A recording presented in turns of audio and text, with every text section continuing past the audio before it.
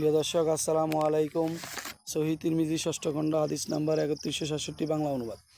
ইবনে আব্বাস রাদিয়াল্লাহু তাআলা আনহু কর্তৃক বর্ণিত আছে, তিনি বলেন, রাসূল সাল্লাল্লাহু আলাইহি সাল্লাম ওয়াজ নসিহত করতে ও দাঁড়িয়ে বললেন, হে লোকেরা, কিয়ামতের দিন তোমরা নগ্ন এবং খাতনাহীন অবস্থায় আল্লাহ তাআলার নিকট সমবেত হইবে। বর্ণনাকারী বলেন, অতঃপর তিনি পড়লেন, যেভাবে প্রথম আমরা সৃষ্টি অনুশোচনা করেছিলাম সেভাবে তার পুনরাবৃত্তি করব। এটা একটা ওয়াদা যা পূরণ করার দায়িত্ব আমার। এর কাজ আমি অবশ্যই করব। সূরা আম্বিয়া ১০৪ নম্বর আয়াত। রাসূল সাল্লাল্লাহু আলাইহি সাল্লাম আরও বলেছেন, কিয়ামতের দিন সর্বপ্রথম যাকে ও কাপড় পরানো হইবে তিনি হচ্ছেন ইব্রাহিম আলাইহিস সালাম। আমার উম্মতের মধ্যে কিছু সংখ্যক ব্যক্তিকে নিয়ে আসা হবে এবং তাদেরকে ধরে বাঁ দিকে নিয়ে যাওয়া হইবে। আমি তখন বলবো, হে আমার সৃষ্টিকর্তা, এরা আমার অনুসারী।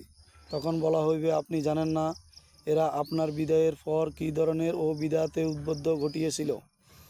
আমি সেই সময় একজন সৎকর্মশীল বান্দা ঈসা আলাইহিস সালামের মতো বলবো, কোরআনের ভাষায়, আমি যতক্ষণ পর্যন্ত তাদের মধ্যে ছিলাম ততক্ষণ পর্যন্ত তাদের ও পরিচালক ছিলাম, কিন্তু আপনি যখন আমাকে তুলে নিলেন তখন আমি ছিলাম তাদের তত্ত্বাবধায়ক, আর আপনি তো সকল বিষয়ে সাক্ষী। আপনি যদি তাদেরকে আযাব দেন তবে তারা তো আপনারই বান্দা, আর যদি ও ক্ষমা করে দেন তাহলে আপনি তো পরাক্রমশালী প্রজ্ঞাময়। সূরা আল মাইদা ১১৭-১১৮ নম্বর আয়াত।